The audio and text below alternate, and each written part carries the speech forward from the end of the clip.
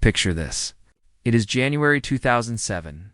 The tech world is gathered in San Francisco, watching Steve Jobs pace a stage in black turtleneck and jeans.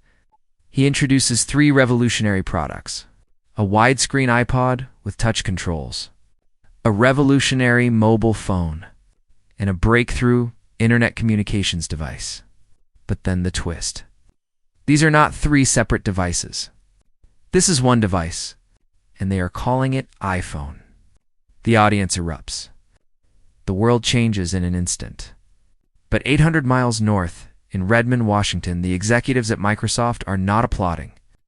They are skeptical. Some are even laughing. At that moment in time, Microsoft is the undisputed king of computing. Windows runs on over 90% of the world's PCs. They have conquered the office with Office, the living room with Xbox, and the server room with Windows Server. They are an unstoppable juggernaut of software dominance. So, when Apple, a company with practically zero market share in the phone business, announces a device with no physical keyboard, a battery you can't swap out, and a staggering $500 price tag on contract, Microsoft's then CEO Steve Ballmer famously laughed it off in an interview. He said it was the most expensive phone in the world and it doesn't appeal to business customers because it doesn't have a keyboard, which makes it not a very good email machine. That quote has not aged well. It is perhaps the single most defining moment of hubris in modern tech history. But to understand why Microsoft lost the mobile war, we have to understand that they didn't just lose to Apple and Google. They lost to themselves. They lost because they were trapped in a prison of their own success. They were a PC company living in a post-PC world they refused to acknowledge. Before the iPhone changed the rules of engagement, Microsoft actually had a mobile strategy. It was called Windows Mobile. And if you are old enough to remember using a device powered by Windows Mobile 6 or 6.5, you probably remember the stylus. You remember tapping on tiny little X buttons in the corner of Windows that looked exactly like miniaturized versions of desktop, Windows 95. And that was the fundamental flaw in their thinking. Microsoft believed that a smartphone should just be a very small, underpowered personal computer in your pocket.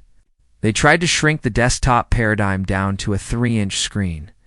It was clunky, it was unintuitive, and it required a manual to operate effectively. But it sold to enterprise customers because IT departments loved it. It integrated with their Exchange servers. It was safe. It was familiar. Microsoft was comfortable selling to CIOs in suits, not teenagers wanting to browse Facebook or play Angry Birds. When the iPhone arrived with its fluid capacitive multi-touch interface, kinetic scrolling, and big finger-friendly icons, Windows Mobile instantly looked like a relic from the Stone Age. For the first 2 years after the iPhone launched, Microsoft was in a state of paralysis. They kept iterating on the old Windows Mobile, adding a slightly better skin on top of the ancient kernel, hoping the touchscreen fad would pass or that business users would reject the iPhone. Neither happened. By 2009, Android had entered the chat, offering a free, customizable alternative to iOS that manufacturers like Samsung and HTC were gobbling up. Microsoft's market share began to freefall. The giant had finally woken up, but the building was already on fire. They needed a hard reset. They needed to burn it all down and start fresh. And to their credit, they did something incredibly brave. They killed Windows Mobile. They scrapped years of code and legacy compatibility to build something entirely new from the ground up. This new operating system was codenamed Photon. But the world would come to know it as Windows Phone 7. When it was unveiled in 2010, it was shocking. It looked nothing like iOS and nothing like Android. It was based on a design language called Metro, inspired by Swiss transport signage. It was clean, minimalist, and focused on typography. Instead of a grid of static icons, it had live tiles that flipped and animated, showing you information at a glance without you even needing to open an app. It was genuinely innovative. It was beautiful. Reviewers actually loved the interface. It felt fast and fluid, even on weaker hardware. For a brief, shining moment, it looked like Microsoft might actually pull this off. They had a unique vision that wasn't just copying Apple, Before we dive into why this beautiful new operating system crashed and burned, if you are enjoying this deep dive into the business mechanics and strategic blunders of tech history, make sure you subscribe to the channel. We're going to be dissecting more fallen giants and analyzing what went wrong. And you won't want to miss those episodes. Despite the critical acclaim for the Windows Phone 7 interface, cracks started showing immediately. The biggest issue was the timing. By launching in late 2010, they were already 3 years behind the App Store. The concept of "there's an app for that" was already deeply embedded in consumer culture. When people picked up a sleek new Nokia Lumia running Windows Phone, the first thing they looked for was Instagram. It wasn't there. They looked for Snapchat. It wasn't there. They looked for the official YouTube app. It wasn't there. This became the chicken and egg problem that would haunt Microsoft until the very bitter end. Developers didn't want to build apps for Windows Phone because there were no users. And users didn't want to buy Windows phones because there were no apps. Microsoft tried to brute force their way through this problem with money. They paid developers huge sums of cash just to port their apps over. But these ported apps were often buggy, feature-poor versions of their iOS counterparts. And once the Microsoft check cleared, the developers rarely updated them. The platform felt second-class. Then, Microsoft made a catastrophic error that alienated the few loyal fans and developers they had managed to acquire. They announced Windows Phone 8. Windows Phone 8 was necessary because it moved the mobile OS onto the same Windows NT kernel that ran desktop Windows, theoretically making development easier across platforms. But there was a catch. A massive, unforgivable catch. None of the existing Windows Phone 7 devices could be upgraded to Windows Phone 8 if you had just bought a brand new flagship Nokia Lumia 900 a few months prior. Your phone was now obsolete. You would get a token Windows Phone 7.8 update, but the future belonged to new hardware. Customers were furious. Developers who had spent time learning the Windows Phone 7 architecture felt betrayed. It was a breach of trust that the platform never recovered from. While all of this internal chaos was happening, Microsoft was making desperate strategic moves on the chessboard. The biggest piece on that board was Nokia. Once the undisputed king of mobile phones, the Finnish giant was suffering just as badly as Microsoft at the hands of Apple and Google.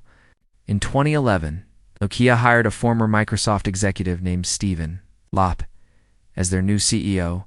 Ballmer famously issued his burning platform memo, declaring that Nokia's own operating systems were dead ends and they needed to jump into the icy water of a new ecosystem. Many assumed Nokia would adopt Android. Instead, under Ballmer's direction, Nokia went exclusive with Windows Phone.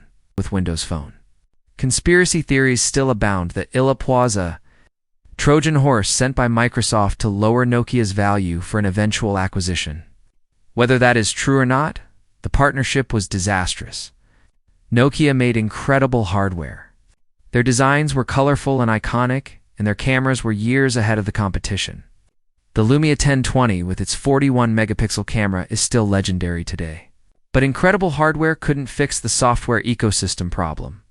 Nokia was pouring its remaining resources into marketing Windows Phone, effectively becoming Microsoft's hardware department, but they were hemorrhaging money.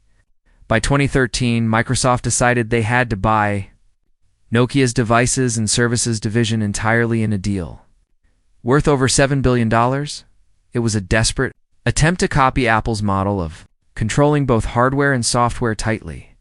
Steve Ballmer, in his final big move as CEO, wanted Microsoft to become a devices and services company.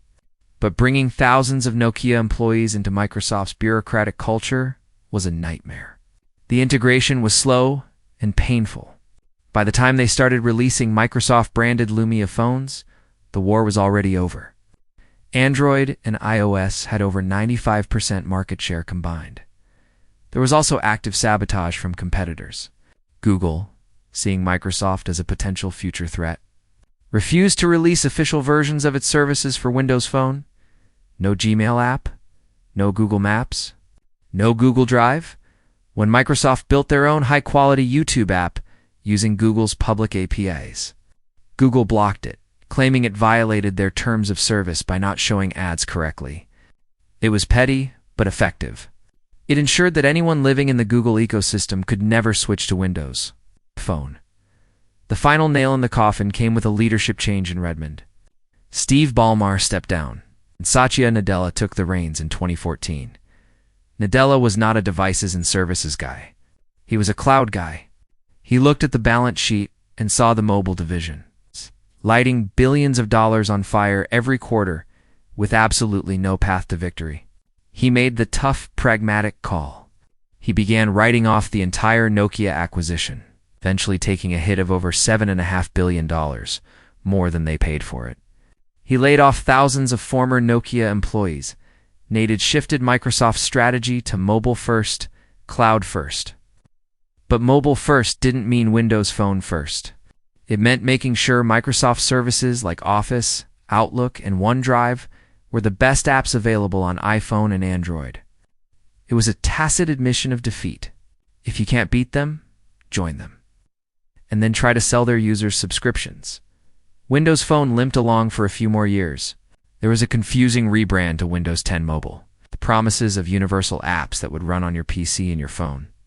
They even had a feature called Continuum, where you could plug your phone into a monitor and use it like a lightweight desktop PC.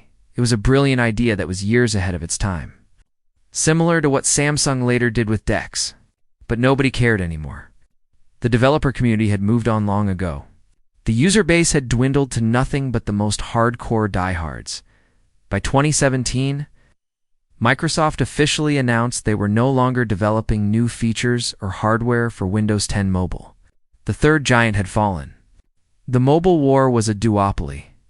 The story of Microsoft's failure in mobile is not about a single mistake. It is a tragedy in multiple acts. It is about the innovator's dilemma, where a successful company cannot disrupt itself because it is too focused on protecting its existing cash cows. It is about cultural arrogance, believing that because you won the last war, you are destined to win the next one. It is about timing, about missing the boat and then trying to swim after it while wearing a suit of armor made of legacy code.